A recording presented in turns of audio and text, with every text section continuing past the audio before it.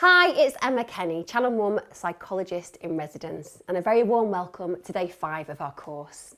Today, I want to start talking about good days and bad days. How many good days do you have? How often do you go to bed feeling that you've had a bad day? Now, take a moment to reflect on the last 7 days. Were there more good days than bad days? It's sometimes really difficult to work out what will make our day better. And when it all gets on top of us and we feel like we're spinning out of control, knowing the recipe of having a good day really helps, I promise. Here's the recipe for a good day. Do something kind for someone else.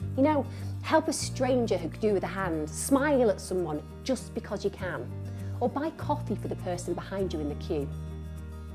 Do something you enjoy. Maybe it's getting a book from a library or buying a new magazine.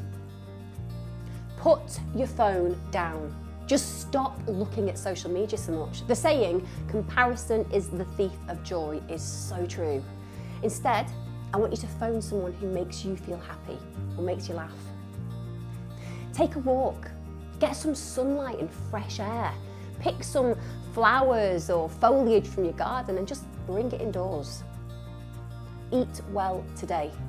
Cut out the crap and go to bed half an hour earlier tonight. Don't have any alcohol. It really doesn't help, trust me.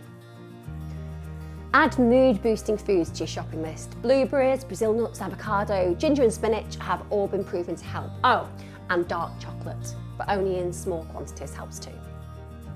Put your favourite happy song on and just turn it up really, really loud. How many baths have your kids had? And in that time, how many have you had? When was the last time you just put on a face pack, lit a candle and really wallowed in a bath? Do it.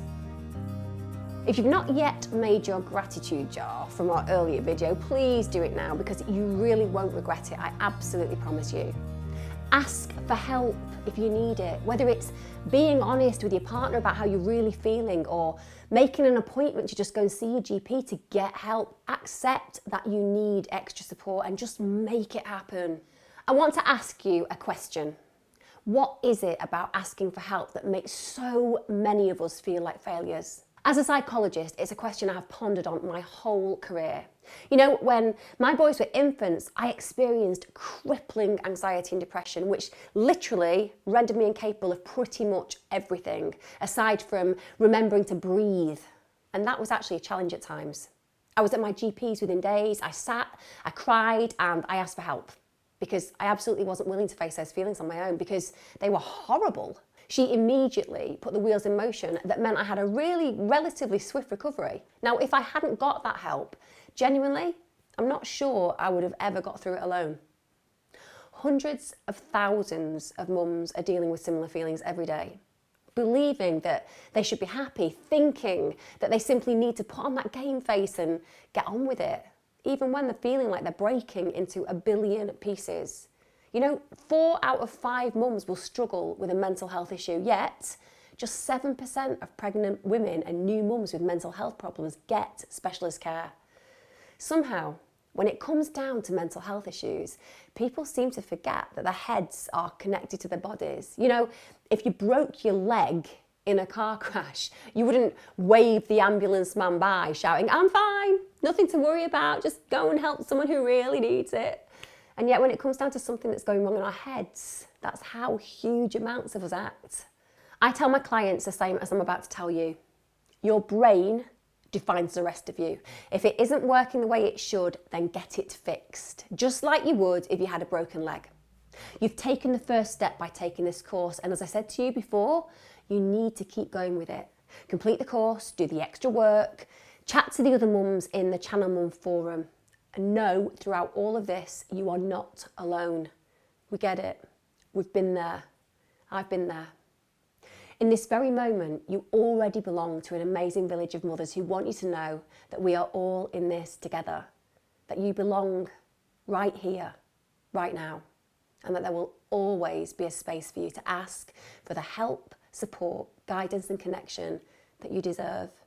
You see, simply acknowledging the fact that you're not alone and sharing your stories with the other mums who live in this community means that you can start to reach out, and in doing so, you can start the process of healing. The relief that people feel when they finally acknowledge that they're struggling is always enormous, and is usually followed by statements including, I wish I had done this sooner, I can't believe how much better I feel, and put the kettle on and get me a packet of digestive biscuits, please.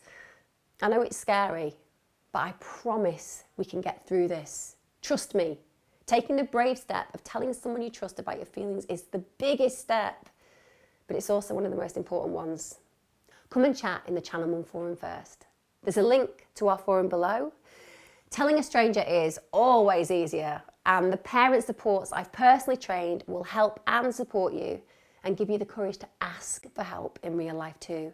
Remember that you are absolutely 100% not alone. Channel Mum is here, and we are your village. For some of us, simply speaking our truth is enough to start feeling like we can cope. Knowing that we don't have to go it alone can often soothe our distress and set us on the road to recovery, being fully supported by our nearest and dearest. But for lots of us, we need a little more help to get back on track, and that's okay. In fact, for many of us, it's just essential. There is one very important truth that you need to know. Going to your GP and explaining how you feel will not result in social services breaking down your door and removing your kids. That simply isn't a reality. All your doctor wants is to make you feel better. So make an appointment and take a list of the issues that you're dealing with so your GP fully understands, but also so if you start to struggle to talk, you just be able to simply hand it over to them. This will also ensure that your doctor is able to look at a range of helpful treatments, because there are loads. These include talking therapies such as CBT and DBT, which can help you with coping strategies and also give you some space, just to concentrate on yourself. They can also recommend drug therapies depending on your mental health issues, from anti-anxiety treatments to antidepressant therapy, because drugs are simply designed to remind your brain to regulate the chemicals needed to restore balance and harmony. Your doctor can help you find drugs suitable also if you're pregnant or breastfeeding. You'll find a link in the description below to a handy fact sheet full of helpful information, so make sure you download it. Remember that however your day is going, channelmum.com Village is here for you. It's a safe place to ask questions and get answers from trained parent helpers, all trained by me, plus mums who've been there too. Once you've watched each episode of the course, please do post in our forums to chat about how you're feeling right now. And remember, you are not alone. We get it, and we're here to help you every step of the way.